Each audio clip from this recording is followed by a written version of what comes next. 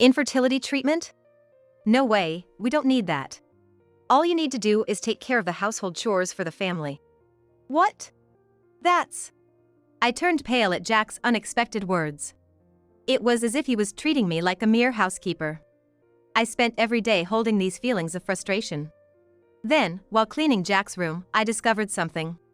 It was a childbirth DVD of a woman I didn't know. Who is this woman? As I was at a loss for what to do, a man named Michael appeared. I enlisted Michael's help to expose Jack's infidelity in front of our relatives. In our family, it's a tradition to gather at the main house on New Year's Eve. I made a proposal to my in-laws to get their cooperation. Can we hold this year's end-of-year gathering in the annex where we live? After I explained everything step by step, my in-laws agreed. And so, my revenge against Jack began. I am Maria, a 40-year-old housewife, married for 3 years. I married at 37 and wanted to have children soon. However, even after 3 years, I was unable to get pregnant. I married Jack, 3 years my senior, through a matchmaking arrangement. Our family is well known locally. It was a bit strange that Jack, the son of such a wealthy family, remained single until 40. But I thought we got along well and were compatible. That's why I decided to marry him without hesitation. After marriage, we started living in an annex on my in-laws' property. Eventually, we were supposed to live with my in-laws, but that seemed natural since I married the only son of a good family. My in-laws cherished me as their daughter-in-law. My father-in-law is a bit difficult, but my mother-in-law is very kind. So, I thought we would get along well.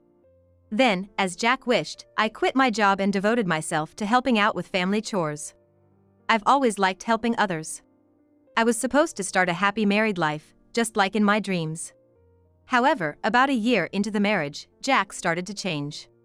Initially, Jack was kind. But recently, his attitude towards me became indifferent. When he came home from work, he wouldn't even say I'm home.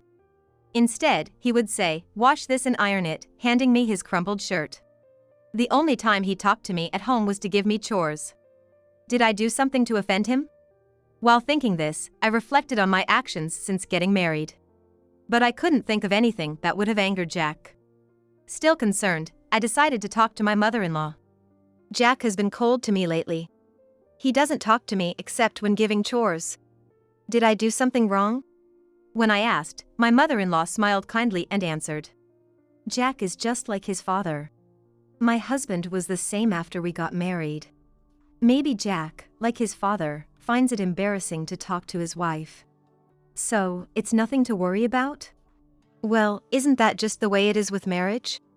As time goes by, you'll come to understand each other better. Hearing my mother-in-law say that, I felt a bit relieved. My in-laws have a very good relationship now. So, I think that if Jack and I are married for many years, we'll get along well too. That's what I thought, feeling reassured.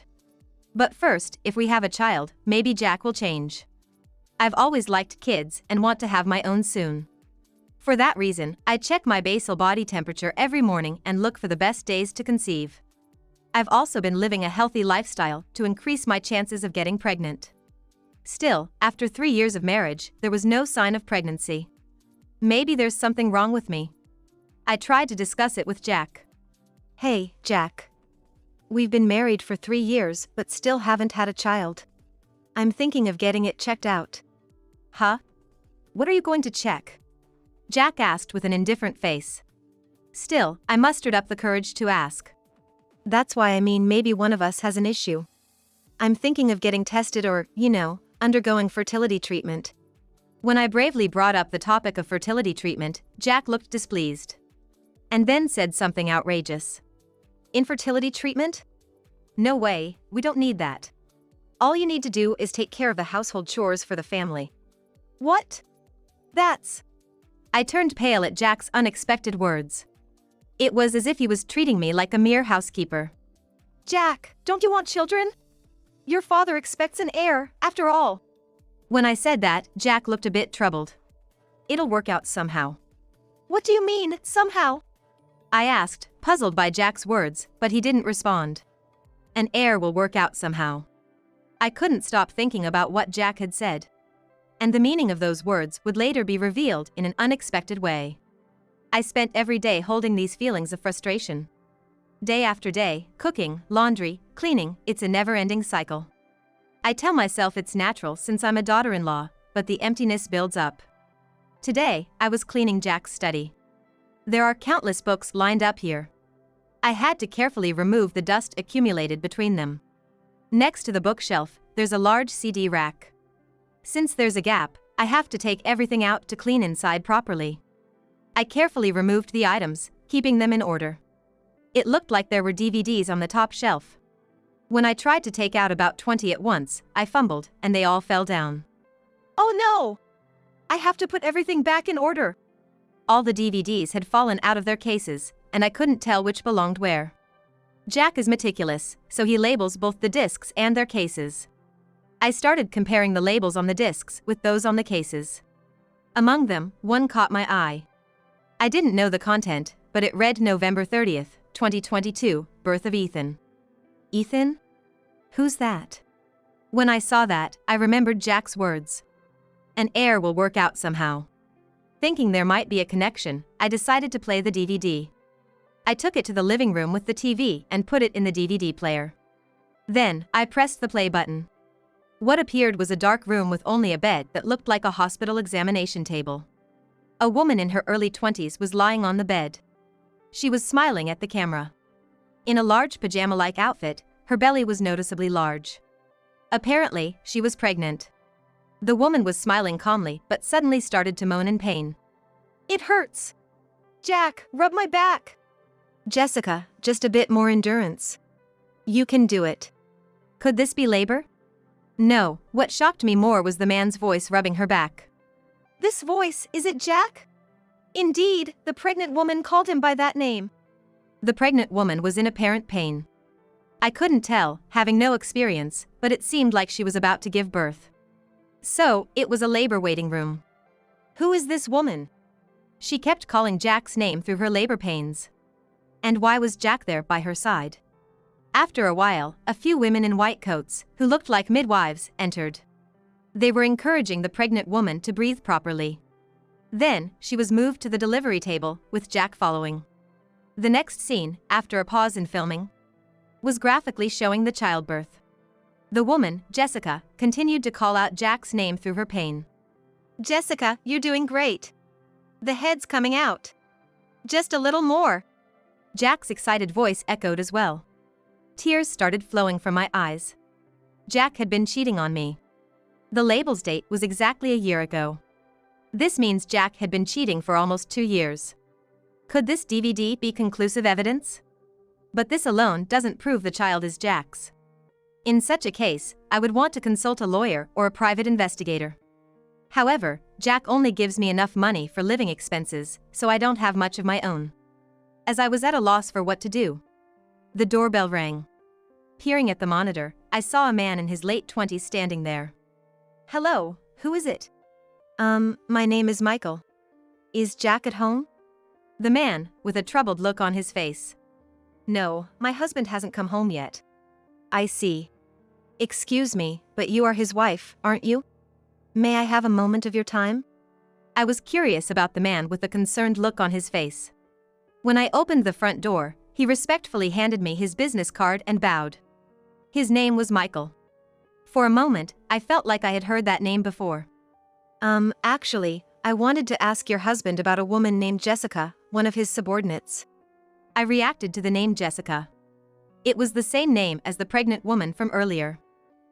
Is this Jessica, by any chance, the woman who gave birth about a year ago?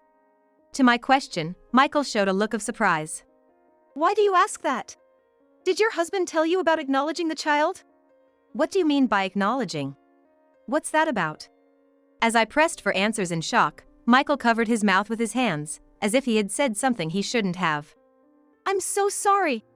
While apologizing, he looked like he had indeed said something regrettable. I calmed Michael down and asked him to talk more. It's okay. I think I have a rough idea of what's going on. So, I won't be surprised by anything you tell me. Could you please explain? I decided to invite him in. I offered him tea, but Michael didn't touch it and sat solemnly. Then he said, almost in a whisper, Jessica was. She's my ex-girlfriend. Wait, so you broke up because she cheated with my husband? No, it's not like that. I was confused by Michael's response. Normally, if a girlfriend cheated with her boss, one would get angry and break up. Or confront the cheating partner. But Michael didn't seem like he was in such a state. But Jessica was pregnant with Jack's child, right? How can you say that's not the reason for your breakup? It's different. Jessica's child is actually mine. I was taken aback by Michael's sudden loud declaration. More than that, what did he mean by the child not being Jack's? You just said that Jack acknowledged the child, right? Does he know it's not his child? I don't know about that. She insists it's definitely Jack's child. But do you have proof that it's your child? Yes, I do. Michael asserted confidently. He had visited to see the child, Ethan, after his birth. He said that Ethan, as a baby, looked exactly like his own baby photos. That's why he tried to reconcile with Jessica. However, Jessica, uninterested in a life with financially unstable Michael, refused to get back together. No, it wasn't just that. Jessica insisted that Ethan was not Michael's son, but definitely Jack's. She had been two-timing them.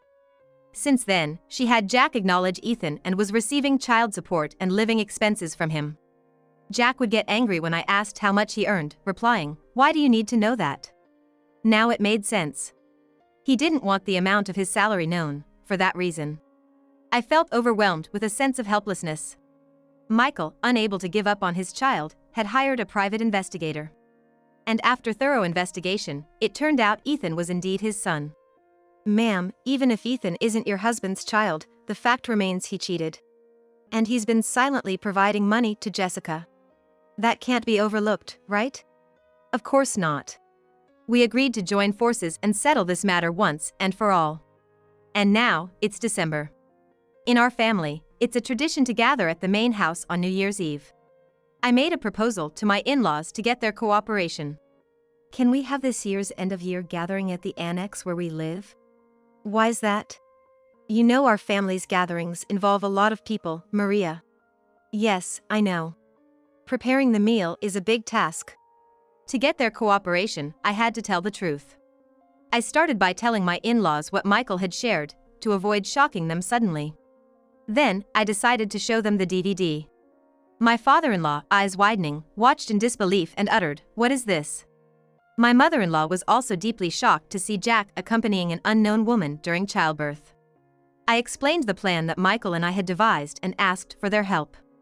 All right. I don't know how this will go, but let's cooperate. Yes, we need to make things clear with Jack. Having my in-laws' support was reassuring. All that was left was to wait for New Year's Eve. A month passed, and it was New Year's Eve night. Our relatives gathered at our house. In the annex's living room, we set up a long table, barely big enough, and arranged the food on it. The relatives all wondered, why are we gathering here? Before we began eating, my father-in-law stood up to address everyone. Good evening, thank you for joining our family's traditional gathering. It's a bit cramped, but today, we have something important to show you, which is why we're gathered here in the young couple's annex. We don't have the equipment to play this DVD back in the main house. When my father-in-law said that, I also stood up. Ladies and gentlemen, before we dine, please watch this video. I said this, turned on the TV, and started preparing the DVD player. What is it? Some interesting video? Jack asked me with a smirking expression, unaware of the fate that awaited him. As soon as I pressed play, Jack's face froze. Suddenly, the labor waiting room appeared, with Jessica lying down. Is this? Hey, stop it, Maria! The relatives around us began to murmur in confusion. What's this all about? Who's that pregnant woman? All eyes turned to Jack. Realizing the trouble, Jack frantically searched for the DVD player's remote. But anticipating this, I had hidden the remote. When Jack realized the remote was missing and approached the DVD player, my father-in-law held him back. Stop! Please stop! Jack struggled to stop the playback. But my father-in-law and I firmly restrained him. Jack, don't make it worse. Just watch quietly, Jack. Hearing his parents' words, Jack, almost in tears, fell silent. Meanwhile, the childbirth DVD continued playing. Is this Jack's secret child? Oh my! To think someone in our family has a mistress. If this gets out, we won't be able to show our faces around here. Amid the uproar, with some relatives crying, I addressed everyone to calm them down. Everyone, please calm down. This baby being born is not Jack's child. But Jack was there, right? The pregnant woman kept calling his name in pain. Everyone looked at me, confused. Jack was the most shocked of all. Maria, how did you know that? Oh? So, you knew it too? That he wasn't your child? When I pressed him, Jack covered his mouth with an awkward awe. Why did you acknowledge him if you knew he wasn't yours? And you've been paying child support every month. Well, that's... Jack, sweating on his forehead, was at a loss for words. Acknowledgement? Child support? And yet he's not your child? Explain that properly. Yeah. We can't accept this as it is. Everyone was accusing Jack in unison. But Jack himself couldn't seem to spit out the truth.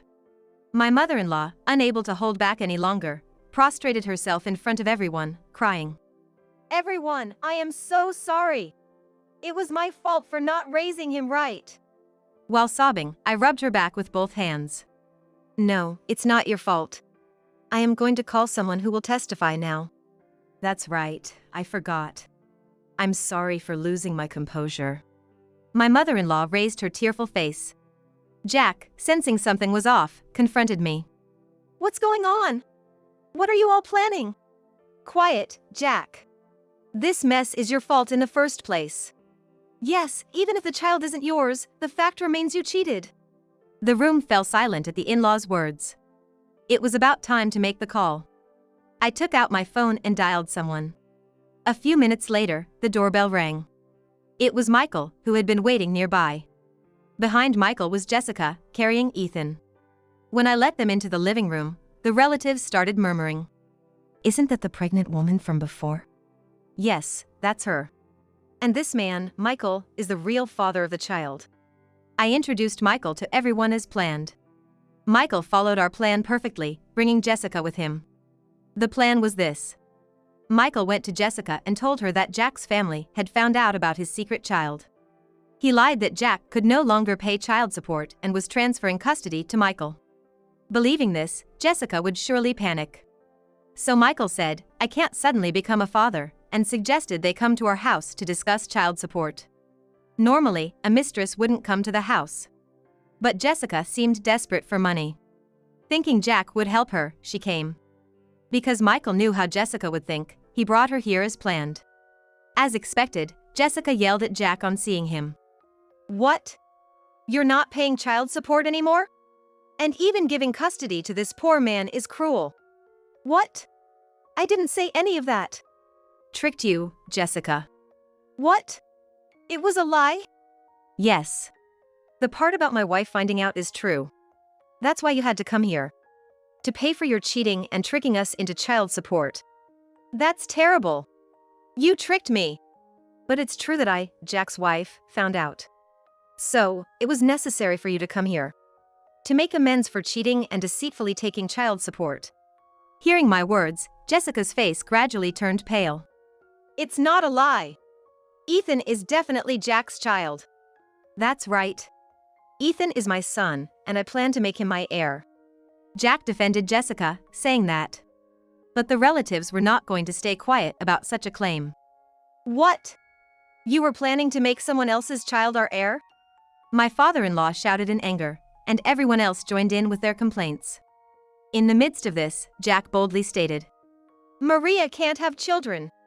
I'll divorce her, the useless wife, and remarry Jessica, who gave birth to my heir, even if he's not my child. The room went silent for a moment. Then, my mother-in-law clung to Jack and said, How can you abandon Maria, who has devoted herself as our daughter-in-law? That's too much, Jack. I have no choice. Dad always wanted an heir. No, I won't accept it. Don't you realize how much Maria wanted a child? I knew she consulted you about it. And yet, what did you do? Told her to just do the housework, treating her like a mere housekeeper. I was moved to tears by my father-in-law's passionate defense. Why would Dad know all that? Did you snitch, Maria? Idiot. We live right next door. Everyone hears your voice. And I won't recognize that air. Hearing this, Michael also spoke up to Jack. Jack. About this air thing. There is evidence that Ethan isn't your child. Evidence? I hired a private investigator to look into it. Remember when you were at a bar, chatting happily with a woman sitting next to you? So what? At that time, you were sweating profusely, and that woman wiped your forehead with her handkerchief. Turns out, she was from the private investigation agency. When I went to Jessica's place, I secretly borrowed Ethan's pacifier and had a paternity test done with it. You realize now? You're not Ethan's father. And by the way, Ethan's blood type is AB. You should have known that since you were there. Maria, what's your husband's blood type? O type, so there's no way they can be related. Jack said he was a type when filing the acknowledgement, knowing Jessica is B type. For the record, I'm a type. With these facts revealed, Jack nearly broke into tears. I got tested. The results said it was highly unlikely for me to father a child. Hearing this unexpected fact from Jack, I couldn't hide my surprise. Why didn't you tell me earlier? We could have sought treatment. I was embarrassed. And with the neighbors watching, I couldn't go for treatment. So, I acknowledged Ethan. That's impossible now. Silently give back the custody to his real father, Michael. No! Stop it! Suddenly, Jessica, who had been silent, burst into tears. I wanted to bear Jack's child and become part of this family. I don't want this poor man. What? Who's poor? That's right. Michael isn't poor. Michael and I looked at Jessica as if mocking her. What are you talking about? Michael works at a small town factory with a low salary. Are you just pretending? At Jessica's loud voice, Ethan in her arms started crying. Michael quickly approached and embraced Ethan firmly. Poor thing. You're a mother, don't shout like that. There, good boy. As Michael soothed Ethan, the boy stopped crying and smiled. You can see Ethan knows his dad, even if they haven't lived together. And Jessica, Michael isn't just pretending. I handed Ethan to Michael, letting him explain further.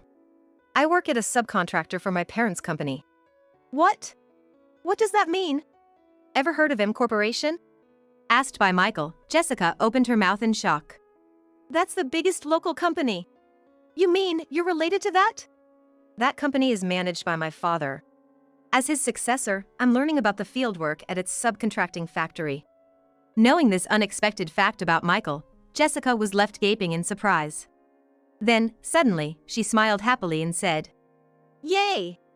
So Ethan's dad is going to be the company president? Then I'll be the president's wife someday. Jessica, thinking such convenient thoughts, snatched Ethan from me. Hugging him tightly, she said, Ethan, we'll live with Dad from now on. No. I'll take Ethan, but I won't be with you. I'll raise him at my parents' home. That seemed only natural to me.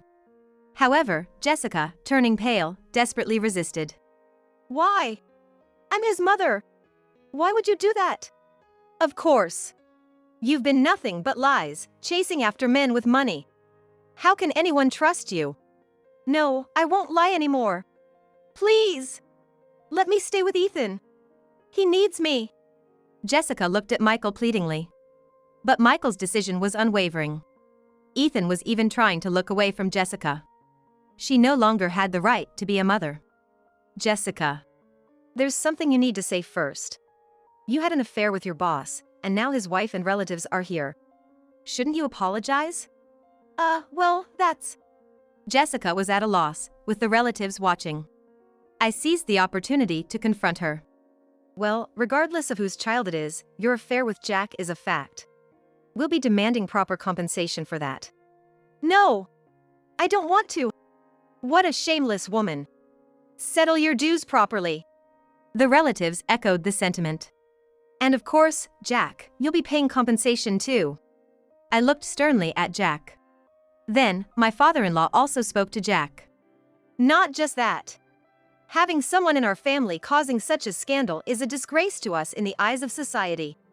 Therefore, Jack, you must leave our house. Yes, he's a disgrace to the family. Right. Leave now. The relatives' accusations made Jack shrink. Then, he looked at me with pleading eyes. Maria, I was wrong. I'll pay the compensation, please help me. I was speechless at his pathetic state. But Jack, undeterred, continued. Wait, if I'm kicked out, you'll struggle too, right? So ask Dad to let me stay. He'll listen if you ask. No, that's not necessary. I'll also leave after divorcing you. I firmly responded, feeling relieved. I couldn't help but notice Jack's bewildered expression. What are you talking about? How will you live if you leave? A housewife like you can't make it on her own. No, that's fine. Michael suddenly interjected, surprising Jack even more. Jack, didn't you know? Maria was the secretary to the president of my company before she got married. My dad still laments losing her. She was the best secretary he ever had. So, after the divorce, she'll work for us again. Yes, I had been the secretary to the president of M Corporation before getting married. Jack, who showed no interest in my job at the matchmaking meeting, had no idea.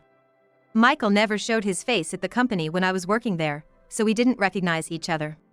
That's why when I first met Michael, his name sounded familiar, like I had heard it somewhere before. That's the situation, Jack. So please, divorce me.